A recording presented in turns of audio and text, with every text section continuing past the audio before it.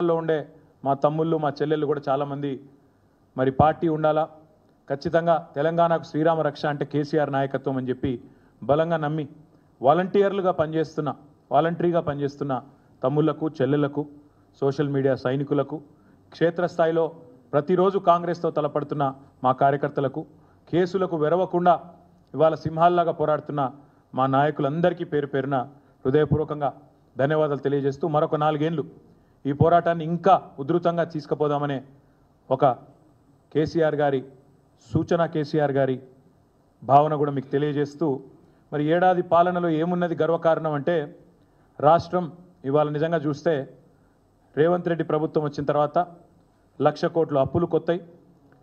Revanth brothers మాలామాలైనరు. రాష్ట్రం మాత్రం అధోగతి పాలైన మాట వాస్తవం. ప్రజలు తిప్పల పాలైన మాట కూడా వాస్తవం.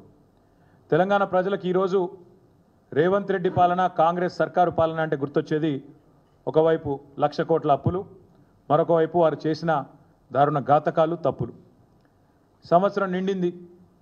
మరి సంవత్సరం నిండిన తర్వాత ఏం సాధించినవయ్యా నువ్వు అని చెప్పారు అని అడిగితే చెప్పడానికి సమాధానాలు లేవు. ఏదో పేరుకి ఆర్భాటము హడావుడి తప్ప ఈరోజు నిజంగా చెప్పడానికి సమాధానాలు లేవు. అందుకే ముఖ్యమంత్రి తన తప్పులను కప్పిపుచ్చుకోవడానికే మళ్ళీ అప్పులు అంటూ తప్పుడు కూతలు కూస్తూ ఉన్నాడు. అప్పులు అంటూ తప్పుడు కూతలు కూస్తున్న ముఖ్యమంత్రికి నేను చెప్పేది, అప్పుల మీద కాదు జరగాల్సింది, నీ తప్పుల మీద చర్చ. తెలంగాణ సమాజంలో మేము తప్పకుండా నిన్ను సూటిగా ఇవాళ కొన్ని ప్రశ్నలు అడుగుతున్నాం. దమ్ముంటే సమాధానం చెప్పు. సీఎం అంటే ఇవాళ నువ్వు సీఎం పదవి చేపట్టిన తర్వాత ఆ పదవి స్థాయి కూడా దిగజార్చినావు నువ్వు. ఇవాళ నీ ప్రభుత్వంలో ఎవరన్నా బాగుపడ్డారంటే అనుముల బ్రదర్స్ మాత్రమే బాగుపడ్డారు.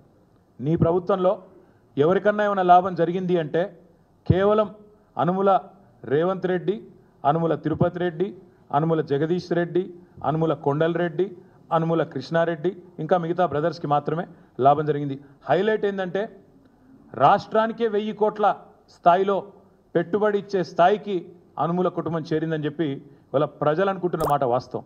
మరి వచ్చే సంవత్సరం ఫోర్బ్స్ జాబితాలో రిచెస్ట్ బ్రదర్స్ ఎవరయ్యా అంటే అనుముల బ్రదర్స్ అని వస్తుందేమో, అదానిని కూడా దాటేస్తారేమో అని చెప్పి ప్రజలు కూడా అనుకుంటున్న మాట వాస్తవం. నీ ఏలుబడిలో రాష్ట్రానికి రాబడి తెచ్చే తెలివి లేదు, రాష్ట్ర సంపద పెంచే సోయి లేదు, స్పృహ లేదు, ఒక్కటి కూడా కనీసం పాజిటివ్ పని చేసిన ముఖం లేదు. ఏం చేయాలా? అందుకే నోటికి వచ్చినట్టు తెల్లారులేస్తే కాకి కూతలు చెప్తా. మేము మా నాయకులు ఎప్పుడు చెప్తా ఉంటారు, కేసీఆర్ను తిట్లు, కేసీఆర్కు తిట్లు, దేవుళ్ళ మీద ఓట్లు, ఇచ్చిన హామీలకు తూట్లు. ఇదే నువ్వు చేసింది ఏందా సంవత్సరం అంటే ఒగ్గిది. మాట్లాడితే ముఖ్యమంత్రి అనేవాడు రాష్ట్ర ప్రతిష్ట పెంచాల్సిన ప్రయత్నం చేయాల్సింది పోయి ఇవాళ రాష్ట్ర ప్రతిష్టను, రాష్ట్ర పరువును గంగలో కలిపినట్టు రాష్ట్రం దివాలా తీసిందని దివ్యంగా ఉన్న రాష్ట్రం మీద దివాలా తీసిందని ఆరోపణలు చేసే ఒక దివాలాకోరు ముఖ్యమంత్రి మనకు ఉండడమే ఇవాళ నిజంగా కూడా మనం చేసుకున్న దురదృష్టం. కొత్త పరిశ్రమలు కాదు, ఉన్న పరిశ్రమలే తరలిపోతున్నాయి. యువతకి, ఉపాధికి, రాష్ట్ర ప్రగతికి తీరని అన్యాయం రేవంత్ రెడ్డి చేస్తూ ఉన్నాడు. ఇవాళ కొత్త స్లోగన్ పెట్టినాడు, ఇవాళ కొత్త పిఆర్లను పెట్టుకున్నట్టున్నాడు. 2-3 కొత్తగా ఇంగ్లీష్ వచ్చిన వాళ్ళు తోడైనరు. తెలంగాణ రైజింగ్ అట. ఎండ్ల రైజింగ్ అవుతుంది చెప్పు. ఇండియా షేనింగ్ అని అప్పట్లో ఒకళ్ళు వాగినరు, వాళ్ళు అడ్రస్ లేకుండా వీకినరు. నువ్వు ఎవరిని పెట్టుకున్నట్టు నిన్న ఇయ్యాల 2 ఇంగ్లీష్ ముక్కలు వచ్చినోని ఆయన తెలంగాణ రైజింగ్ అట. తెలంగాణ రైజింగ్ కాదు, అనుముల బ్రదర్స్ రైజింగ్. తెలంగాణలో అదానితో పోటీ పడుతూ ఆస్తులు ఎవరికన్నా సృష్టించుకుంటున్నారంటే అనుముల బ్రదర్స్, రేవంత్ బ్రదర్స్ రైజింగు. తెలంగాణ మాత్రం ఫాలింగ్. ఇది పక్క. నువ్వు ఎవరినన్నాడు? నీకు శాతనైతే నీ కొండారెడ్డి పల్లెకి పోయి ఆడ కూర్చో, రచ్చబండ మీద కూర్చొని పోలీసు వాళ్ళని పక్కకు పెట్టి అడుగు, చెప్తారు రైజింగా ఫాలింగా ఏందో చెప్తారు. 12 నెలల పాలన మొత్తం అసత్యాలు, అర్ధసత్యాలు, అటెన్షన్ డైవర్షన్ స్కీములు తప్ప నువ్వు పీకింది ఏందని నేను అడుగుతా ఉన్నాను. ఒక హ్యాబిచువల్ లయర్ లాగా ఒక అలవాటుతో అబద్ధాలు ఆడే అబద్ధాల కోరు మాదిరిగా అటెన్షన్ డైవర్షన్ టెక్నిక్లు, మీడియా మేనేజ్మెంట్ టెక్నిక్లు తప్ప నువ్వు చేసింది ఏంది రేవంత్ రెడ్డి నేను అడుగుతా ఉన్నాను. ఇవాళ నేను అందుకే సూటిగా అడిగేది, అప్పుల చాటున అప్పులు అంటే తప్పుడు కూతల మాటున మళ్ళొక్కసారి నీ అసమర్థతను కప్పిపుచ్చుకునే ప్రయత్నం చేస్తే ఊరుకోము, వదిలిపెట్టాం. అందుకే వాస్తవాలు చెప్పడానికే ప్రజలకు ఈ ప్రెస్ మీట్ పెట్టినా, నేను తిట్టడానికి కాదు. మీరు గద్దెనెక్కిన మొదటి రోజే నిజానికి మా నాయకుడు మా కేసీఆర్ గారు చెప్పినారు, వాళ్ళను ఒక 3-4 నెలలు ఏమనకండి, నిర్మాణాత్మక ప్రతిపక్షంగా ఉండండి, శాసనసభల శాసన మండలిలో బయట అక్కసు వెలగక్కినట్టు ఉండొద్దు. మనం పద్ధతిగా ఉండాలి. మనం తెచ్చిన తెలంగాణ, కష్టపడి తెచ్చిన తెలంగాణ ఇది. ఎవరికి ప్రజలు అధికారం ఇచ్చినా తెలంగాణ బాగుండాలని కోరుకోవాలి. ఏమనకండి అన్నారు. మేమేం అనలే. కానీ నువ్వు మొదటి రోజు నుంచి మొదలుపెట్టినావు అసెంబ్లీలో కారు కూతలు, పిచ్చివాగుడు, శ్వేతపత్రాల పేరిట డ్రామాలు. తప్పలేదు. నువ్వు శ్వేతపత్రాలు పెడితే మేము శ్వేతపత్రాలను బయట పెట్టినాం. నువ్వు ఆ అప్పుల గురించి మాట్లాడితే అప్పులను పెట్టుబడిగా పెట్టి సంపద సృష్టించిన వైనాన్ని ప్రజల ముందు పెట్టినాం. కానీ నువ్వు బంద్ చేస్తలేవు. మళ్ళీ నువ్వు, మీ మంత్రులు, మీ మీడియా మేనేజ్మెంట్ టెక్నిక్లతోని ఒక అబద్ధాన్ని 100 సార్లు చెప్తే నిజమవుతుంది అన్నట్టు అదే మాట పదే పదే పదే పదే పాడిందే పాటరా అన్నట్టు ఇవాళ మళ్ళొక్కసారి అసెంబ్లీలో ఎండగట్టినాం, మిమ్మల్ని బయట ఎండగట్టినాం. అయినా మళ్ళీ అదే సొల్లు పురాణం చెప్తా ఉన్నారు. కాబట్టి ఇవాళ మేము మళ్ళీ చెప్తా ఉన్నాం. అయినా ఇవాళ ఎందుకు వచ్చినాయి ఈ దొంగ ముచ్చట్లు? సంవత్సరం అయిపోయింది. సంవత్సరం అయిపోతే నువ్వు సాధించిన విజయాల గురించి చెప్పాలి, చెప్పుకోవాలి. గొప్పగా ఇది చేసినాం, అది చేసినాం, పొడి చేసినా అని చెప్పుకోవాలి. కానీ నువ్వేం చేస్తున్నావు? నువ్వు కావాలని అప్పులు గిప్పులు అని మళ్ళీ తప్పుడు కూతలు ఎందుకు కూస్తున్నావు? ఒకటే ఒక కారణం. ఎందుకంటే నీ బాధ ఏంది? నీ 6 గ్యారంటీలు 100 రోజులు అన్నావు, దాని మీద చర్చ జరగద్దు. 420 హామీలు నువ్వు ఇచ్చినావు, వాటి మీద చర్చ జరగొద్దు. అందుకే నేను అంటున్నా, అప్పుల లెక్కలు కాదు, హామీల లెక్కలు చెప్పు. వడ్డీల ముచ్చట్లు కాదు, వాగ్దానాల ముచ్చట్లు చెప్పు. ఆ రోజు చాలా గొప్ప వాగ్దాటి ప్రదర్శించిండ్రు కదా నువ్వు, బట్టి విక్రమార్క ఇద్దరు. ఏమన్నారు ఆ రోజు? ఒక టీవీలో చర్చ కూర్చోబెట్టి, మరి చాలా చెప్తున్నారు మీ ఇద్దరు అడ్డగోలు హామీలు ఇస్తుండ్రు, అవుతుందా మీతోని అని అడిగితే, మాకు అణువు తెలుసు, అనా పైసతో సహా లెక్కలు తెలుసు అని చెప్పి పెద్ద పెద్ద డైలాగులు కొట్టి ఆ రోజు టీవీల ముందు సొల్లు పురాణం చెప్పింది నువ్వు, నీ డిప్యూటీ సీఎం కాదా? ఇవాళ వచ్చి మళ్ళీ దివాలాకోరు మాటలు మాట్లాడుతున్నా ఈ సన్నాసి ముఖ్యమంత్రిని నేను అడుగుతున్నా, నువ్వు కాదా ఆ రోజు చెప్పింది? మాకు అనా పైసతో సహా ప్రతి లెక్క తెలుసు, ఎట్లా మాట నిలబెట్టుకోవాలో తెలుసు అని ఉదరగొట్టింది నువ్వు కాదా? ఆ రోజు దొంగ లెక్కలు, ఈరోజు కాకి అరుపులు. అందుకే మేము అనేది, దమ్ముంటే అప్పులపై కారు కూతలు కాదు, నీ అసమర్థ పాలన పైన శ్వేతపత్రం విడుదల చెయ్యి. నువ్వు చేసింది ఏందో చెప్పు. నువ్వు చేసింది ఏంది నిజానికి? ఈ సంవత్సరంలో కేసీఆర్ ఇచ్చిన ఉద్యోగాలు నీ ఖాతాలో రాయించుకుంటావు. నువ్వు ఎన్ని ఉద్యోగాలు ఇచ్చినావు మొత్తం తిప్పి కొడితే 12,000 ఉద్యోగాలు ఇచ్చిండు రేవంత్ రెడ్డి. సంవత్సరంలో 2 లక్షల ఉద్యోగాలు అని చెప్పి దివాలాకోరు మాటలు చెప్పి గద్దెనెక్కిన కాంగ్రెస్ సంవత్సర కాలంలో ఇచ్చింది. రాహుల్ గాంధీకి రేపు ఎల్లుండి ఉత్తరం రాస్తా, మొత్తం నీ బండారం ఏందో, నీ కథ ఏందో ఆయనకు తెలియదని నేను అనుకుంటలేను.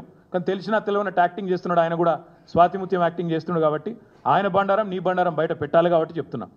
నీ రాహుల్ గాంధీ అన్నట్టు ఆయన మీ నాయకుడు అశోక్ నగర్కి వచ్చిండు, మొదటి సంవత్సరంలో 2 లక్షల ఉద్యోగాలు ఇస్తా అని చెప్పి తెలుగులో ట్వీట్లు పెట్టిండు, నమ్మబలికిండు, తెలంగాణ యువతను మోసం చేసిండు. నీ ప్రభుత్వం వచ్చినాక నీ ఇప్పటిదాకా ఇచ్చింది సంవత్సరంలో 12,000 చిల్లర ఉద్యోగాలు మాత్రమే. ఇంకా 1,87,000 ఉద్యోగాలు నీ ప్రభుత్వం బాకీ ఉంది తెలంగాణ యువతకు. అందుకే నేను అనేది, రేవంత్ రెడ్డి నిన్ను వదిలిపెట్టం. నువ్వెన్ని తప్పుడు కూతలు కూసినా నిన్ను వదిలిపెట్టే సమస్య లేదు. ఉద్యోగాలు ఇచ్చింది కేసీఆర్, అవి నీ ఖాతాలో వేసుకునే ప్రయత్నం చేస్తూ ఉన్నాం. రుణమాఫీ బోగస్ అని తేలిపోయింది.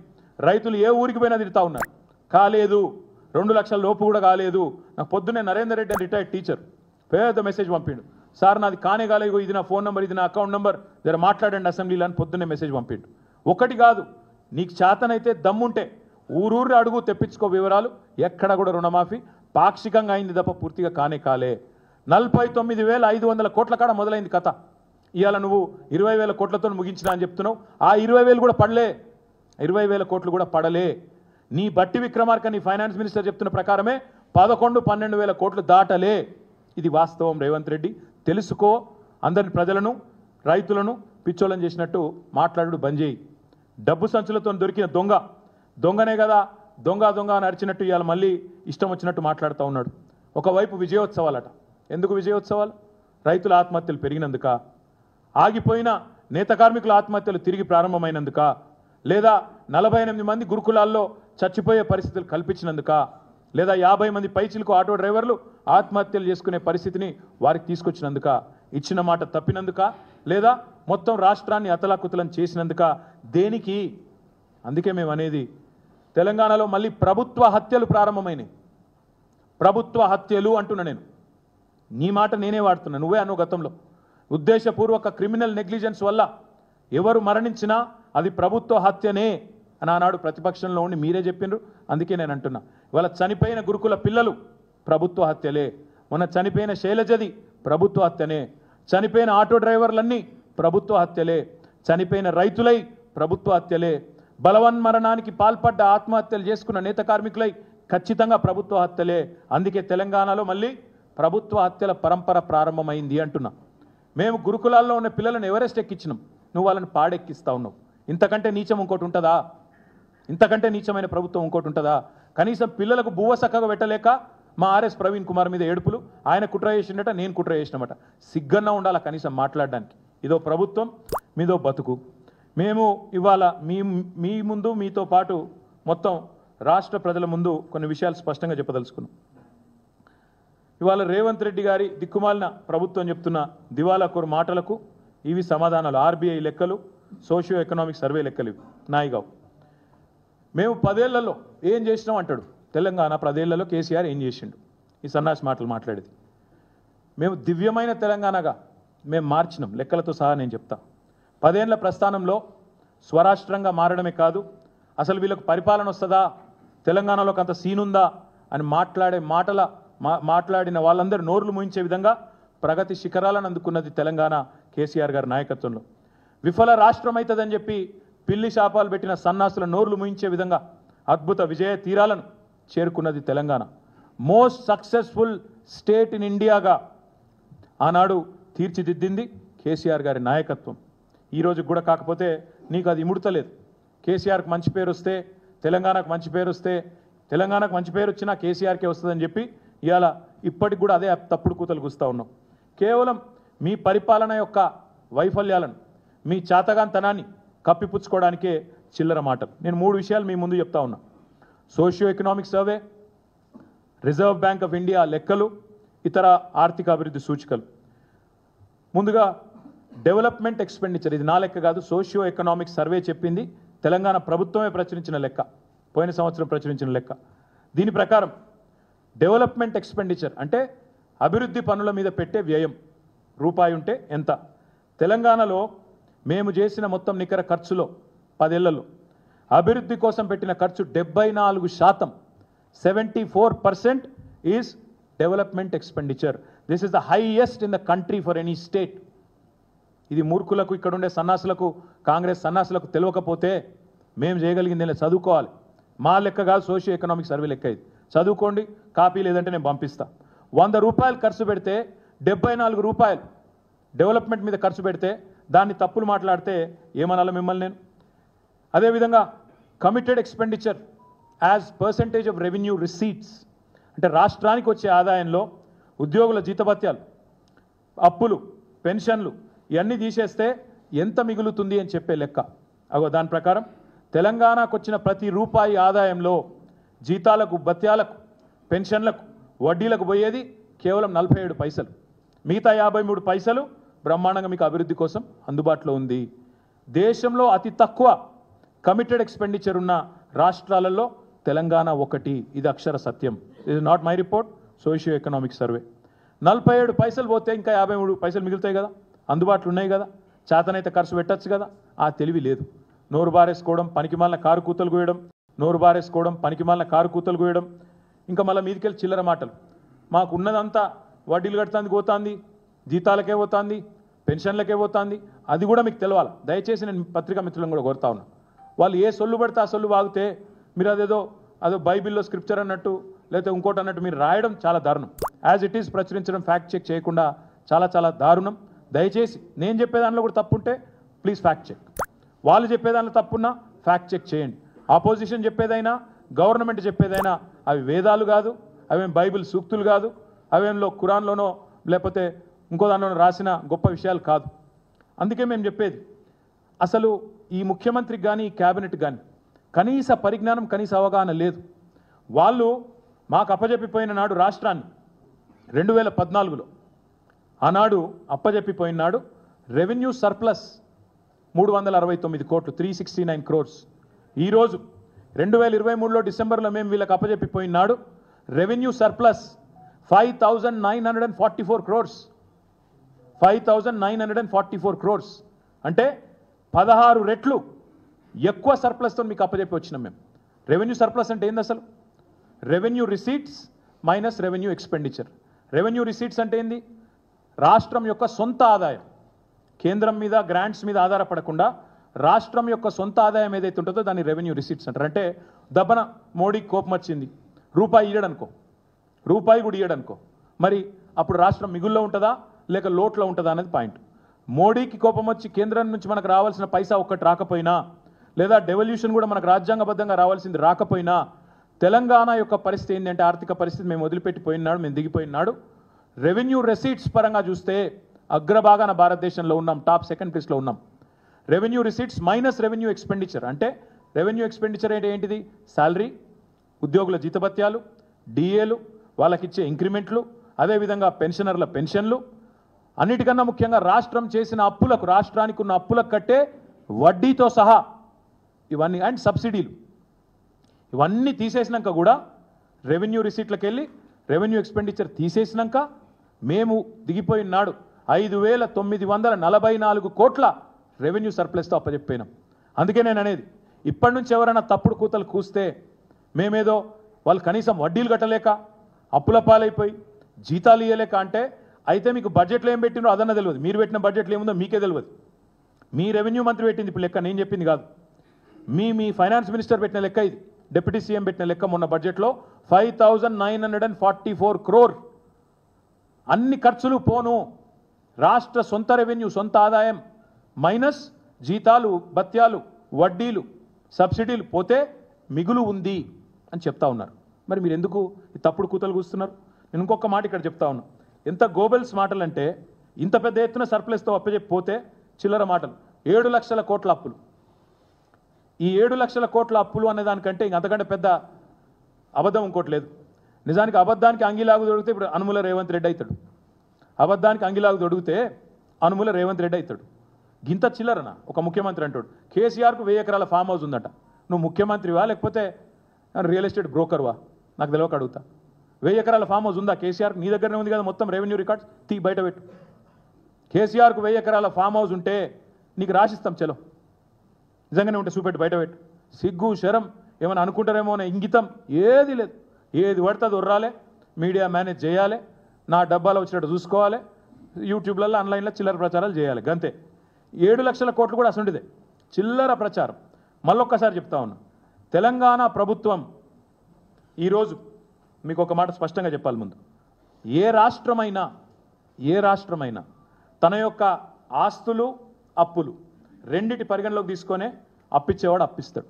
ఆ రాష్ట్రం యొక్క పరపతి ఏందని బట్టి దాన్ని డెట్ జిఎస్డిపి రేషియో అంటారు. అప్పు మరియు మీ జిఎస్డిపి, మీ రాష్ట్రం యొక్క స్థూల ఆదాయం, ఈ రెండిటి పరిమాణాన్ని తీసుకొని, నిష్పత్తి తీసుకొని దాని ఆధారంగానే ఎవడన్నా అప్పిస్తాడు. ఇవాళ తెలంగాణ భారతదేశంలోనే హైయెస్ట్ ఫిజికల్ ప్రూడెన్స్ ఉన్న రాష్ట్రాల్లో తెలంగాణ ఒకటి. అత్యల్పంగా డెట్ జిఎస్డిపి ఉన్న రాష్ట్రాల్లో కింది నుంచి ఉంటాం మనం 4వ-5వ స్థానంలో. మీరు చూడండి ఒక్కసారి కాంగ్రెస్ వాళ్ళ లెక్క. పంజాబ్ రాష్ట్రం మొన్నటిదాకా వీళ్ళే పరిపాలించి రాప్ కంటే ముందు, అక్కడ డెట్ జిఎస్డిపి రేషియో 44.1%. మొన్నటిదాకా కాంగ్రెస్ పరిపాలనలో ఉన్న పంజాబ్లో 44.1% డెట్ జిఎస్డిపి. ఈరోజు హిమాచల్ ప్రదేశ్లో కాంగ్రెస్, అక్కడ డెట్ జిఎస్డిపి 42.5.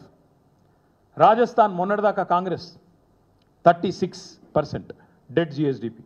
అదే తెలంగాణ 27%, కర్ణాటక 23%. అంటే దాదాపు మనకు దగ్గరలో ఉంది. మరి తెలంగాణ అప్లపాలైందంటే మరి రాజస్థాన్, హిమాచల్, పంజాబ్ అవన్నీ పీకినాయి, ఎత్తిపోయినాయి మొత్తం. అక్కడ మీ కాంగ్రెస్ వాళ్ళు ఉన్నారు కదా, మాట్లాడుతందుకు సిగ్గుశరం లేదా? ఏది పడుతుంది ఉర్రొచ్చా నోరుని? కానీ ఇంత దారుణమా? ఇంకా దరిద్రం ఏంటంటే అసలు 7 లక్షల కోట్ల అప్పెక్కడిది? ఇంతకంటే చిల్లర మాట ఉంటుందా? ఇంకోటి, మీరు విడుదల చేసిన శ్వేతపత్రంలోనే డిసెంబర్ 23లో మీరు అధికారంలోకి రాగానే శ్వేతపత్రం విడుదల చేశారు. మీరు ఏం చెప్పినలా? గవర్నమెంటు 2 రకాలుగా అప్పులు, ప్రభుత్వం చెల్లించాల్సిన అవసరం లేని అప్పులు ఉన్నాయని చెప్పినారు. గవర్నమెంట్ హామీ లేనివి, అదేవిధంగా గవర్నమెంట్ కట్టాల్సిన అవసరం లేనివి. 2 కలిపితే దాదాపు ఒకటేమో 59,414 కోట్లు, ఇంకోటేమో 95,462 కోట్లు. ఇది ఎందుకు చెప్తున్నా అంటే గవర్నమెంట్ వీటికి సంబంధమే లేదు. గవర్నమెంట్ అందులో కనీసం రూపాయి ఇచ్చే అక్కర కూడా లేదు. ఆ కార్పొరేషన్లు కానీ ఇండిపెండెంట్ కార్పొరేషన్లు అవన్నీ కూడా వాటికి పరపతి ఉంది కాబట్టి ఇస్తారు. కేవలం గవర్నమెంట్ అనేది గ్యారెంటర్గా ఉంటుంది అంతే. దాన్ని కూడా అప్పు అంటే నువ్వు రూపాయి కట్టేది లేదు అక్కడ. ఈ 2 కలిపితే 1,54,876 కోట్లు. నువ్వు చెప్పే 6,71,000 కోట్లు అనేది పచ్చి అబద్ధం. జోసెఫ్ గోబెల్స్ను మించిపోతున్నావు, అందుకే చెప్పేది. ఈ 2 తీసేస్తే 1,54,000 కోట్లు ప్రభుత్వం అవసరం లేని కట్టాల్సిన అవసరం లేని అప్పులు 2,54,000 కోట్లు. అది పోను మా ప్రభుత్వం వచ్చిన నాటికే పాత అప్పు ఏదైతున్నదో 72,658 కోట్లు. మా ప్రభుత్వం వచ్చే నాటికి 2014లో. సో 72,658 ప్లస్ 1,54,000 కోట్లు ఇవి తీసేస్తే మిగిలిందెంత? 4 లక్షల చిల్లర కోట్లు, 4,20,000 కోట్లు. ఇక దీనికి వీళ్ళ బిల్డప్ ఏదో జరిగిపోయింది. ఇప్పుడే నేను చెప్పిన మరి తెలంగాణ రేషియో డెట్ జిఎస్డిపిలో 27, పంజాబ్ది 44, రాజస్థాన్ 36, హిమాచల్ 42. ఇది నీ కాంగ్రెస్ ప్రభుత్వంలో ఉంది కదా. మరి వాళ్ళు మనకంటే 15%, 17% ఎక్కువ ఉంటే వాళ్ళు మొత్తం ఎత్తిపోయిన దుకాణం బంద్ చేసుకుంటారు రేపు. ఇంతకంటే దారుణం ఉంటుందా అబద్ధం చెప్పడంలో?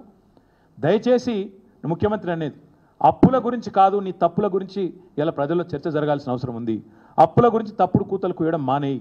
అయినా నేను అడుగుతున్న ఈ ముఖ్యమంత్రిని, ఇంకా నీ అప్పుల గురించి కూడా చెప్తా. ఇప్పుడు మేము 2014-15లో బాధ్యతలు స్వీకరించిన నాడు కానీ ఈరోజు కానీ మీరు చూస్తే రాష్ట్ర ఆదాయం ఎట్లా పెరిగిందో అదెందుకు చెప్పవు?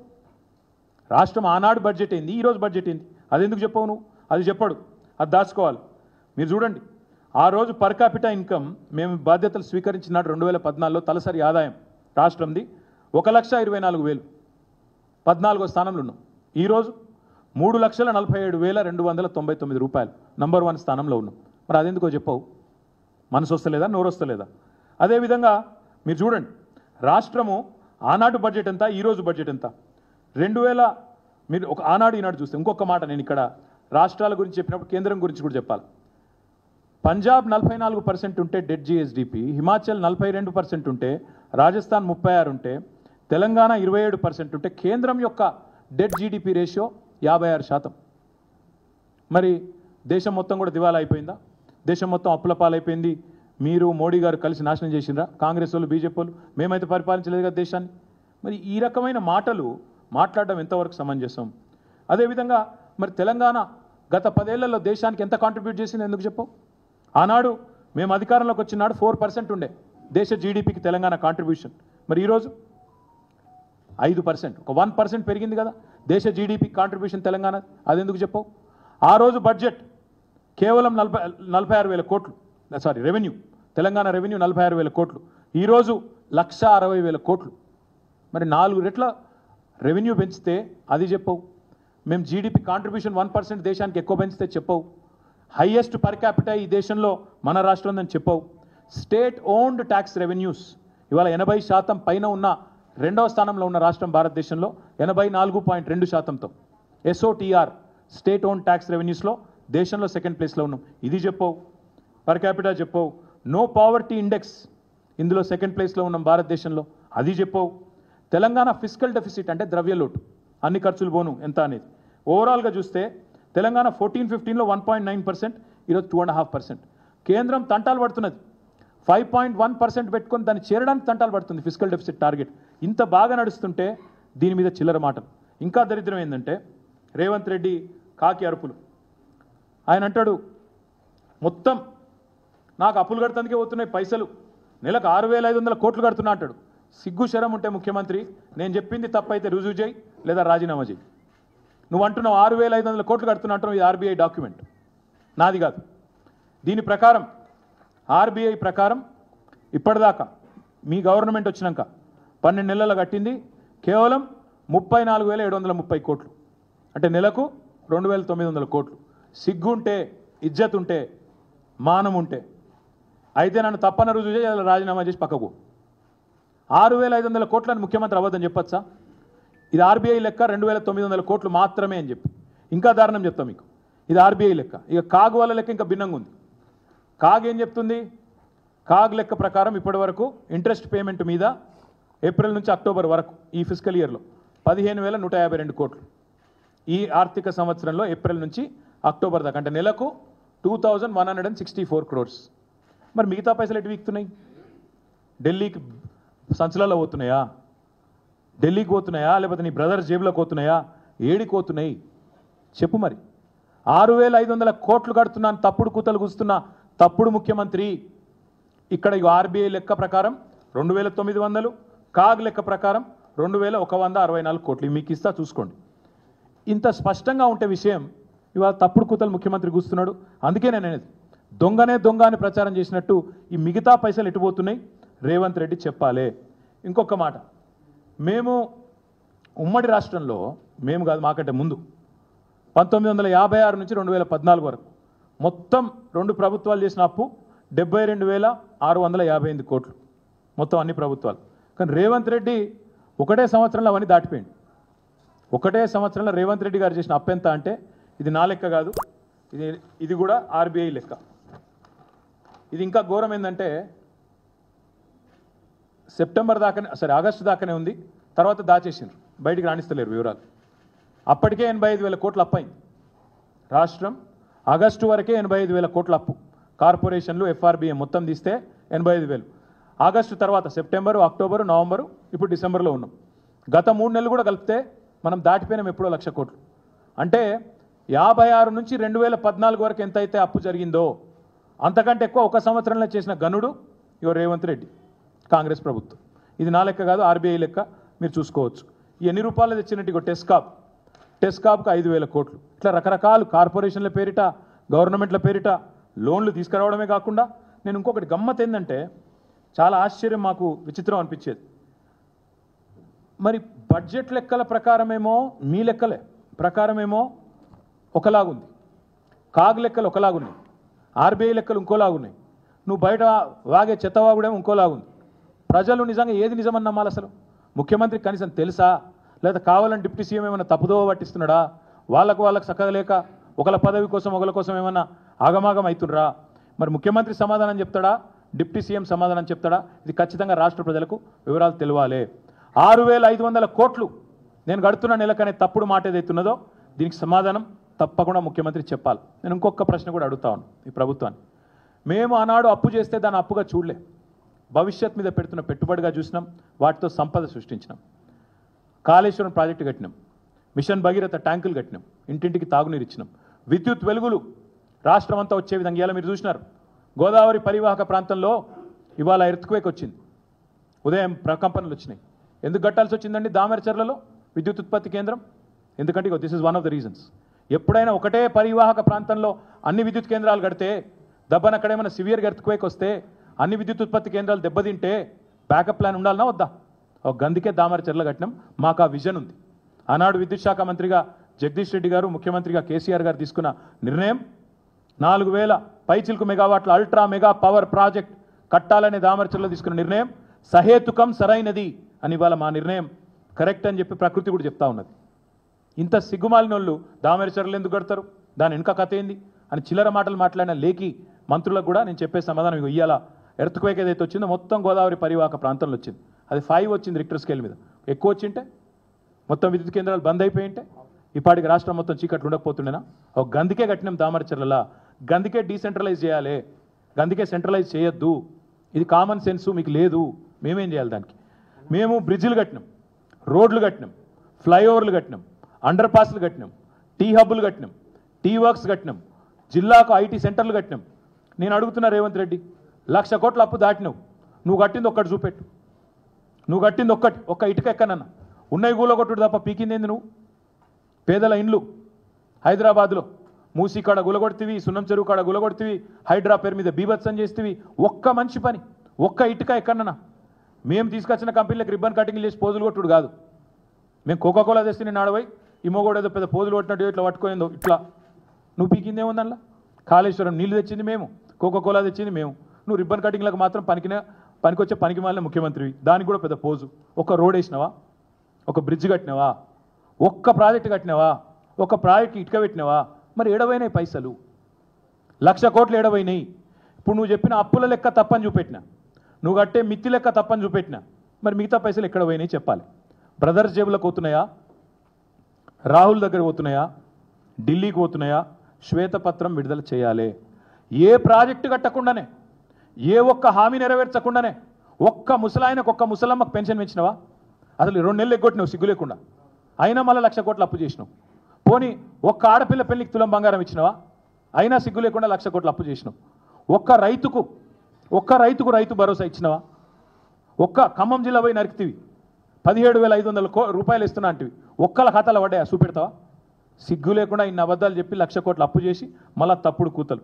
అందుకే నేను అనేది రాష్ట్ర సంపద పెంచే తెలివి లేని తెలివి తక్కువ సన్నాసులు దద్దమ్మలు మాత్రమే ఈ చెత్త మాటలు మాట్లాడతారు. ఎందుకంటే 27.8% ఉన్న డెట్ GSDP రేషియో ఉన్న తెలంగాణను దూషిస్తే 100 పైచిలకు శాతం డెట్ GDP రేషియో ఉంటుందండి అమెరికాది. జపాన్ది 200% ఉంటుంది. మరి వాళ్ళు తెలివి తక్కువలా, మనకు వాళ్ళకంటే ఎక్కువ తెలివి ఉందా? దయచేసి చైతన్యవంతమైన తెలంగాణ సమాజాన్ని మోసం చేసే ప్రయత్నం మానుకో. అప్పుల గురించి చెత్త మాటలు మాట్లాడకు, పని చేయి. 420 హామీలు ఇచ్చినా వాటిని నిలబెట్టుకో. వ్యవసాయం నీ పాలనలో ఒక 1 ఇయర్లోనే ఇలా రైతుల ఆత్మహత్యల పాలైంది. చేనేత కుటుంబాల్లో మరణ మృదంగం మారుమవుతున్నది. పారిశ్రామిక రంగం కుదేలవుతున్నది. తెలంగాణ పల్లె మళ్ళొక్కసారి కన్నీరు పెడుతున్నది. చేతనైతే వాటిని మంచిగా చూడు, లేదంటే అబద్ధాలు చెప్పడం అని కనీసం మానేయాలని చెప్పి ముఖ్యమంత్రికి చెప్తూ మళ్ళొక్కసారి దయచేసి మీడియాతో కూడా విజ్ఞప్తి, ముఖ్యమంత్రి నోట్లకెళ్ళి రాగానే అవన్నీ జీవోలు అయిపోవు. ఈయననే చెప్పిండు ఒకసారి ఏదో మీటింగ్లో, నా నోట్లకెళ్ళి ఒక మాట వచ్చిందంటే జీవో అన్నాడు. జీవోనా మన ఇంతవరకు అది కాని కూడా కాలే. ఆయన నోట్లకెళ్ళి రాగానే అవేం వేదాలు కావు, అవేం శిలాశాసనాలు కావు, ఆయన ఏం శివగామి కాదు. కాబట్టి మీరు కూడా జర ఫ్యాక్ట్ చెక్ చేయండి. 1-2 సార్లు ఆయన మాట్లాడగానే చెత్త మాటలు అవే నిజాలు అనుకొని ప్రచురించి తాటికాయంత అక్షరాలతోని ప్రజలను మీరు కూడా ఈ సంబరాల రాంబాబు గారి గోల్మాల్ గోవిందంలో మీరు కూడా పడి ఆగం కాకండి. దయచేసి మీరు కూడా కొద్దిగా జాగ్రత్తగా కొద్దిగా వీళ్ళు మాట్లాడే, ఎందుకంటే కాంగ్రెస్ వాళ్ళకు పుట్టుకతోనే అబద్ధాలు వచ్చు. వాళ్ళకి అబద్ధము వాళ్ళు సంయుక్తంగా ఉట్టినరు. కాబట్టి కొద్దిగా జాగ్రత్తగా దయచేసి వాళ్ళు మాట్లాడే మాటలను జాగ్రత్తగా ఫ్యాక్ట్ చెక్ చేయాలని చెప్పి మీడియాకు కూడా విజ్ఞప్తి చేస్తూ మళ్ళొకసారి మీ అందరికి ధన్యవాదాలు.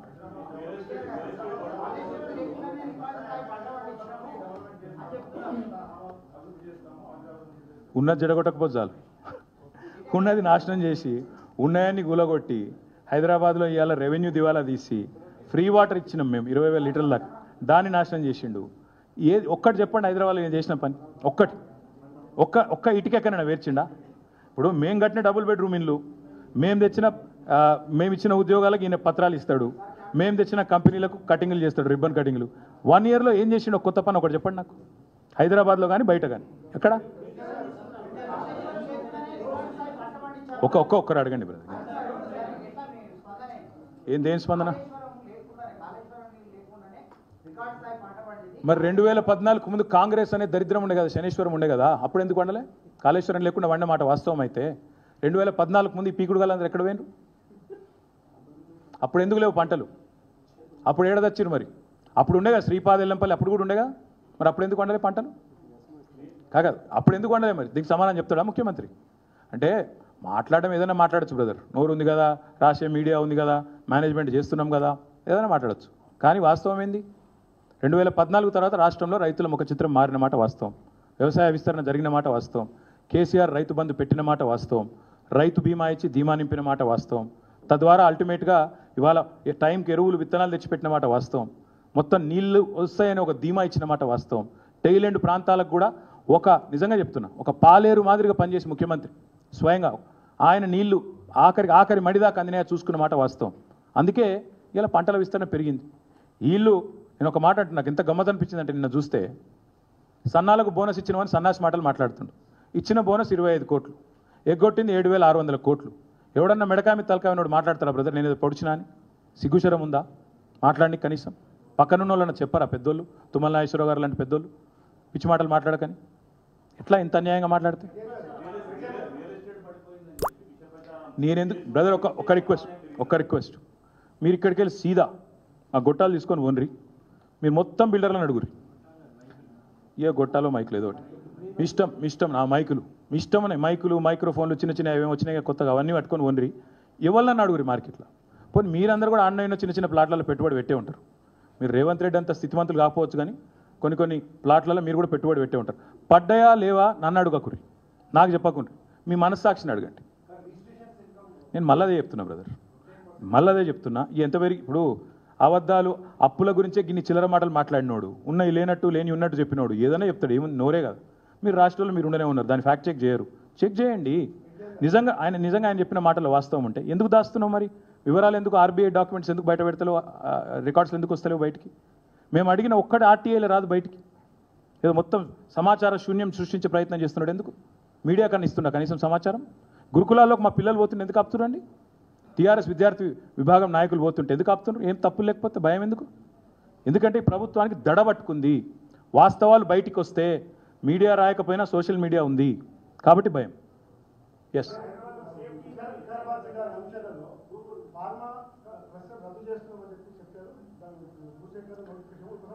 ప్రభుత్వం 20 చోట్ల ఫార్మా విలేజ్లు ఏర్పాటు చేస్తామని ప్రకటించింది. మరి 20 చోట్ల విరమించుకుంటున్నారా చెప్పాలి. ఒక లగచర్ల కాదు, 20 చోట్ల న్యాల్కల్, సంగారెడ్డిలో ఆందోళన జరుగుతున్నాయి, ఇంకో చోట జరుగుతున్నాయి. 20 చోట్ల మరి భూసేకరణ విరమించుకుంటున్నారా లేదా? ఇది పాలసీయా లేకపోతే ఒక కొడంగల్ పాలసీయా, స్టేట్ పాలసీ చెప్పాలి. నెంబర్ 1. నెంబర్ 2, ఇదే ముఖ్యమంత్రి, మీరు కావాలంటే ఆ వీడియో చూపెడతాను ఇప్పుడు, నేను స్పీచ్ ఇచ్చిండు అసెంబ్లీలో. ఎక్కడైనా ఒక భూసేకరణ చేయాలి అంటే అక్కడ 2 పంటలు పండే ల్యాండ్స్ కనుక ఉంటే ఎట్టి పరిస్థితుల్లో తీసుకోవద్దు. ఇది ఆయన చెప్పిన మాట. 80% రైతుల సమ్మతి ఉంటేనే తీసుకోవాలి, రెండవ మాట ఆయన చెప్పింది. మూడవ మాట ఆయన చెప్పింది, డిపిఆర్ లేనిదే భూసేకరణ చేయొద్దు. నేను అడుగుతున్నా రేవంత్ రెడ్డి, ఈ మూడిట్లో ఏదో ఒక్కటని ఉందా ఇవాళ లగచర్లలో? డిపిఆర్ ఉందా అసలు? నీ ప్రభుత్వానికి స్పష్టత ఉందా? అక్కడ అదానీ కంపెనీ వస్తుందా? నీ అల్లుని కంపెనీ వస్తుందా? ఎవరి కంపెనో నీకే తెలిపాయి. రెండవది, 80% మంది రైతులు ఒప్పుకున్నారా? ఫ్యాక్ట్ ఫైండింగ్ మీడియాతో పంపిస్తావో కమిటీ? 80% మంది రైతులు ఒప్పుకుంటేనే భూసేకరణ చేయాలని నువ్వే కదా ప్రవచించినావు. ఇది అయిందా? అయ్యాలి 80% మంది ఒప్పుకుంటున్నారా? మూడవది నేను అడిగేది, 2 పంటలు పండే భూమిని తీసుకోవద్దన్నావు. మొన్న నువ్వు పోయి వేములవాడలో ఒక మాట మాట్లాడినావు, తొండలు గుడ్లు పెట్టని ఊర్లు అన్నావు, తొండలు గుడ్లు పెట్టని భూములు అన్నావు. అనగానే అక్కడ ఒక అమ్మాయి, చదువుకున్న అమ్మాయి లగచర్లలో, ఇవి తొండల గుడ్లా లేకపోతే వడ్లా చూడు సార్ అని చెప్పింది. వాస్తవాలు ఇట్లుంటే ఆడికి ఎవరిని పోనీయకుండా అదేదో శత్రు దేశం అన్నట్టు దడిగట్టి పోనీ, మరి మమ్మల్ని పోనీ ఒకసారి పోయేస్తాం లగచర్లకు, పోయేస్తాం పోనీ. ఫ్యాక్ట్ ఫైండింగ్ అన్ని పార్టీలను పంపి చూద్దాం, నువ్వు చెప్పేది కరెక్టా కాదా, 2 పంటలు వండుతున్నాయా లేదా, 80% మంది ఒప్పుకున్నారా, నీకాడ డిపిఆర్ ఉందా? ఉంటే రైతులు ఒప్పుకుంటే తీసుకో, రైతులు ఒప్పుకోకపోతే నువ్వేం నియంతవా లేకపోతే నువ్వు ఎవరు నువ్వు అసలు? అది మేము అడిగేది.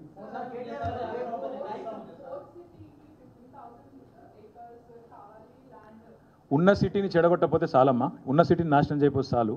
ఉన్న సిటీని ఇప్పటికే సర్వనాశనం చేస్తున్నాడు. ఉన్న సిటీలో వర్క్స్ అన్నీ అయిపోయినాయి, ఎస్ఆర్డిపి పనులు లేవు, metro water supply and sewerage board కాడ డబ్బులు లేవు.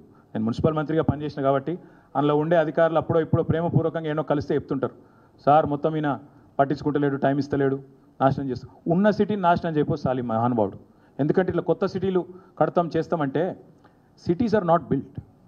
You cannot create new cities just by acquisition of land or by constructing a few buildings. That's not how things work. Hyderabad was not built in a day. Rome was not built in a day. Hyderabad has, become what it has over 440 years. So Revanth Reddy needs to know that running a government is not like running a real estate business. Unfortunately, ఆయనకు తెలిసింది కదా ఒక్కటే, అది కూడా నాశనం చేస్తుండే. దరిద్రం ఏంటంటే ఆయనకు తెలిసిందే రియల్ ఎస్టేటు, అది ఒక్క పని తెలుసు ఆయనకు, అది కూడా అయితే. నేను ఇంకొక మాట మీరు అడిగారు కాబట్టి చెప్తున్నా. 4th సిటీ అన్నాడు, రైతులు 15,000 ఎకరాలు భూములు ఇవ్వాలంటున్నాడు. రేవంత్ రెడ్డి గారి కుటుంబానికి అక్కడే 500-600 ఎకరాల భూమి ఉంది, పక్కనే ఉంది. ఇస్తాడా రేవంత్ రెడ్డి? వెల్దండలో ఉంది, పక్కకే ఉంది. అక్కడ ఫార్మా విలేజ్కి ఇస్తాడా లేకపోతే 4th సిటీకి ఇస్తాడా? అంటే ఇక నాది కాకపోతే ఎక్కడి దాకా దేకొచ్చా? నీ భూములు కాకపోతే నేను ఎవరిదల్లా గుంజుకుంటా, 15,000 ఎకరాలు గుంజుకుంటా, 30,000 గుంజుకుంటా. ఉన్న 14,000 ఎకరాలు ఏం చేస్తావో నీకే తెలియదు. లగచర్లలో ఎందుకు భూములు తీసుకుంటున్నావో నీకే తెలియదు. కేవలం ఏదో మాట్లాడాలి కాబట్టి మాట్లాడాలి, ఏదో ఎవరో వెనకకెళ్ళి ఎవరో రాసిచ్చిన నువ్వు చదివితే విజనరీ అంటారు సార్ నిన్ను అనగానే అది రాసిచ్చి చదివేసుడేనా? ఎందుకో తెలియదు. ఎందుకు 15,000 ఎకరాలు? My humble request to you also, all of you, దయచేసి please ask him the question. ఆయన మాట్లాడిస్తే మాట్లాడండి, అడగండి. మీ భూమి ఉంది కదా సార్ 400-500 ఎకరాలు వెల్దండలో ఇస్తారా అని అడగండి. మరి ఆయనకు ఒక నీతి, లగచర్లలో ఉండే పేద రైతులకు ఇంకో నీతి ఉండకూడదు కదా? కొండారెడ్డిపల్లె భూములు ఇస్తాడా, వెల్దండలో ఉండే భూములు ఇస్తాడా? 20 లక్షలు ఇస్తా అన్నాడు కదా ఎకరానికి, మేము ఇంకో 5 లక్షలు కల్పిస్తాం. 5 లక్షలు మీదికెళ్ళి బీఆర్ఎస్ ఇస్తుంది ఆయనకు. 20 లక్షలు ప్రభుత్వం దగ్గర తీసుకోమనండి, 5 లక్షలు మేము ఇస్తాం. 25 లక్షల చొప్పున రేవంత్ రెడ్డి కుటుంబానికి ఉన్న భూములు వెల్దండలో ఎకరానికి ఇస్తాడా మాకు? ఇవ్వమనండి, అక్కడే పెడదాం ఫార్మా విలేజ్. మీ కల్వకుర్తిలో కూడా మీ కాంగ్రెస్ ఎమ్మెల్యే ఉన్నాడు, మీ ప్రభుత్వమే ఉంది, బ్రహ్మాండంగా మీ వాళ్ళే ఉన్నారు, మొత్తం మీ చుట్టాలే ఉన్నారు. నువ్వు పెట్టు 400-500 ఎకరాలు నీ కుటుంబానికి సంబంధించిన భూములు ఇవి, ఆడనే పెడదాం, ప్రజలకు మంచి చేద్దాం. మేమెందుకు వద్దంటాం? ఇక చాలేమో బ్రదర్.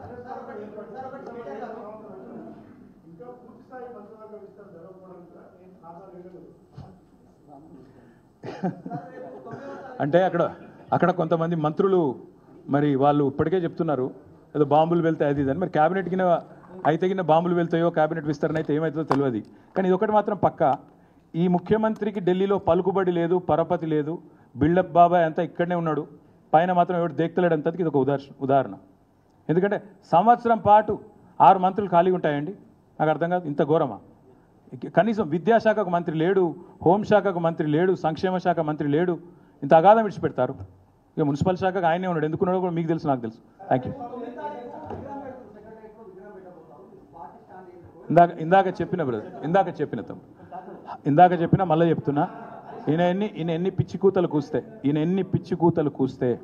ఎన్ని పిచ్చి పనులు చేసినా సెక్రటేరియట్ ముందట 4 ఏళ్ల తర్వాత ఉండేది రాహుల్ గాంధీ తండ్రి విగ్రహం కాదు, తెలంగాణ తల్లి విగ్రహమే ఉంటుంది. నెంబర్ 1. తెలంగాణ తల్లి కూడా ఈయన తీసుకొచ్చినట్టు ఇవాళ తలసరి ఆదాయంలో భారతదేశంలో అగ్రభాగాన ఉన్న రాష్ట్రం తెలంగాణ. ఈ రాష్ట్రానికి తల్లి కూడా అంతే బ్రహ్మాండంగా ఒక ఆస్పిరేషనల్ చిహ్నంగా ఉండాలి, ఐకన్గా ఉండాలి. అంతేగాని పేదరికం తాండవించేటట్టు ఉండాలని ఆయన కోరుతున్నాడు. మేమేమో తెలంగాణ ప్రజలు చూడంగానే గర్వపడే విధంగా, ఒక దేవతను చూడంగానే చేతులెత్తి మొక్కాలనిపించే విధంగా ఉండాలని మేము అంటున్నాం. కాబట్టి ఆయన ఏం చేసుకున్నా జరగాల్సింది జరుగుతుంది. 4 ఏళ్ల తర్వాత మీరు చూస్తారు. హరీష్ రావు గారి మీద పెడతడమే కాదు, ఇవాళ రాష్ట్రంలోని మా నాయకత్వం మొత్తం మీద కేసులు పెట్టే ప్రయత్నం చేస్తున్నారు. మేము వీటికి నిన్న హరీష్ రావు గారు చెప్పారు, మేము భయపడం, 1 కాదు 1,00,000 కేసులు పెట్టుకున్నా భయపడం, వెనుకకు పోం, చీల్చి చెండాడుతూనే ఉంటాం. Thank you.